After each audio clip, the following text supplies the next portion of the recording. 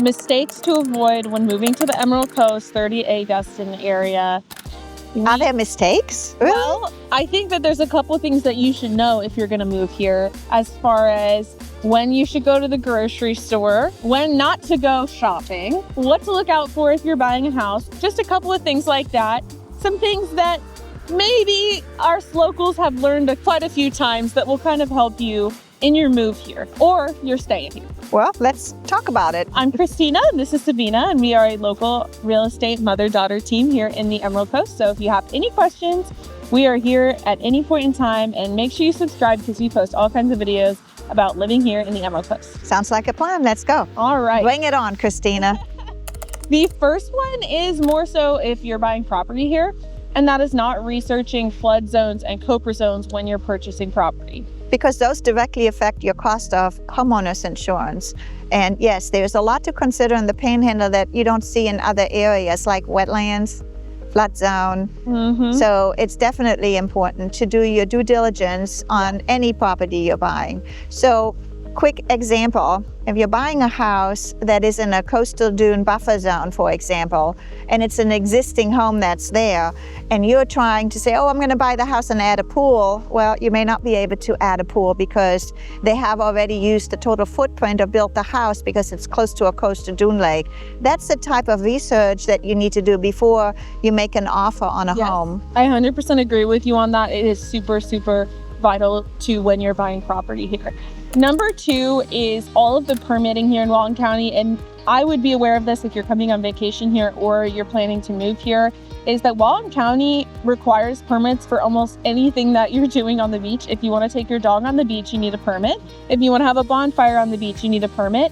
If you're taking photos, like a photographer, you need a permit for that. Any sort of vendor needs a permit on the beach. So it's just something to be aware of. And if you're here on vacation, you actually can't even get a permit. You have to own property or live here full time for that. There's a lot of bonfire companies that can help you if you want to do that, but there are so many different permits here in Walton County. Number three, again, is if you're buying property, and that is rental restrictions. So it's really important to look at rental restrictions in certain neighborhoods if you're interested in them. So is this a short-term rental community or is it not? Do they allow them? Is it no short-term rentals at all? I mean, you could buy a property, live in it for a year, want to rent it out, find out that that community doesn't allow it, and all of your options are gone. So it's super important to look at that. Well, one of the other things that you need to always consider when you're looking for investment property, especially if it is an investment, is the number of parking spots allowed.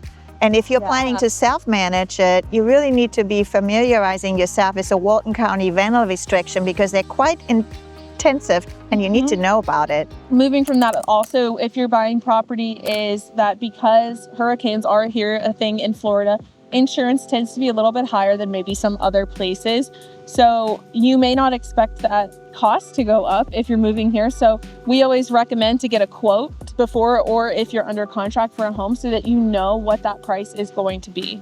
Yeah, and remember that the hurricane, doesn't cover rising water. So I always recommend to all our clients to get flood insurance, even if it is in a flood zone X, because sometimes people tend to forget that if they get their house, let's say, gets destroyed during a hurricane and it was caused by rising water, you're not covered because you're only covered by wind damages. Yes, I think that's a great point. And then also, if you're coming to stay here or you're looking to buy property here, make sure you check where your closest public beach access is, because in Walton County, we do have private versus public beaches here.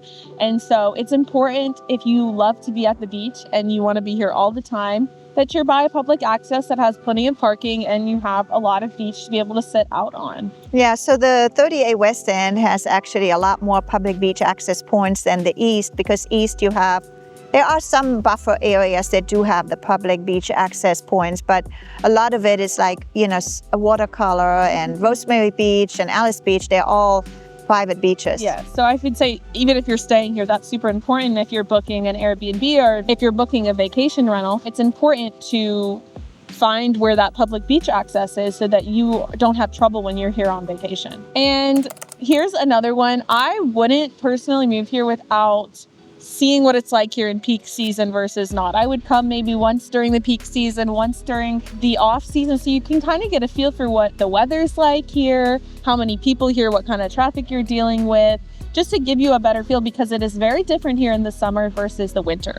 Yeah, I tend to agree, but I think it's really, truly important that you define exactly what's important to you. And based on what you're looking for, there are communities that can match your lifestyle and your wants more than others. Yes, that's true. Or even just, we talk to people all the time. They don't even know if they want to move here. And we're happy to give anybody advice and just answer their questions honestly about what it's like living here and their concerns to help them make a better decisions. It's definitely a small town feel. Yeah. And I mean, that's one of the reasons I love living here. I personally don't really enjoy living in big cities. At one point, we wanted to buy property in Marco Island in South Florida. And then we ended up over here. And one of the reasons is I love those sugar white sandy beaches. You can walk barefoot, no shells. Just amazing, taking your morning walks. Yes, I 100% agree with that. All right, and then here's a couple of things, just, if you're staying here or you live here, that you may want to avoid because people are flushing there. So this is mostly in the season, not really an off season. This is never an issue, but a lot of the turnout days, and this is kind of changing a little bit, but I still notice it.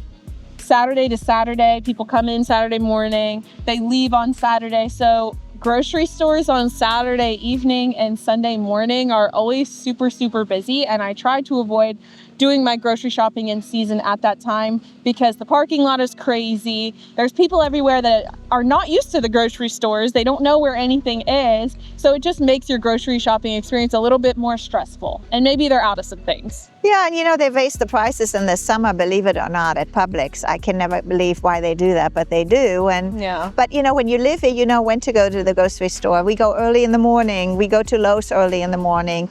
And it's really not an issue once you live here and you know the time patterns, when to leave and when not to leave. Yes, exactly. Same with pizza on Saturday night. Everyone comes into town and they don't want to go out for like a crazy, fancy, expensive dinner. So they end up ordering pizza. And so all of our pizza joints are pretty crazy booked.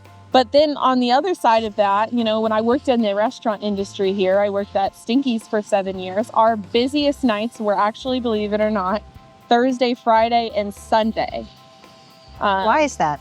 Why is that? Because when people come in on Saturday, they get pizza, they cook something, they get something really quick. And then it's their first day here, they want to go out to eat. So it's super busy. Thursday, Friday are their last 2 nights in town. So they also want to go out and have a good time. So actually, if you want to go out for a nice dinner, Saturday is usually not as busy. Not that you're not going to get a wait or anything, but I find it a little bit less busy. That's good. One of the other things that I think we should mention is medical care. Yes. It can be a little challenging sometimes to get established here as a physician. Some of them don't see new patients. And so do your research on that if that's important to you. Yeah, maybe call ahead even before and try to get some appointments on the books. And then the last one I have is when it's raining outside and it's gloomy and it's the summer and everybody that's here on vacation wants to go do something because they're on vacation, but it's raining and they can't go to the beach, they go shopping. So if you live here and it's pouring down rain, it's probably not the best time to go shopping. Not that you can't, but it's going to be very, very busy at the Outlet Mall in Destin Commons. Yeah, but that's only June, July, August. Yes, this is all just in the heavy season. We're not talking year-round with all of these things. Well, I hope you guys enjoyed our video on some mistakes to avoid coming to the 30A Destin area. Again, this is Christina and Sabina, mother-daughter team here on the Emerald Coast. If you have any questions, leave a comment below, and we will be happy to answer them for you, and we will see you in the next video. Until the next time, auf Wiedersehen, tschüss, and goodbye.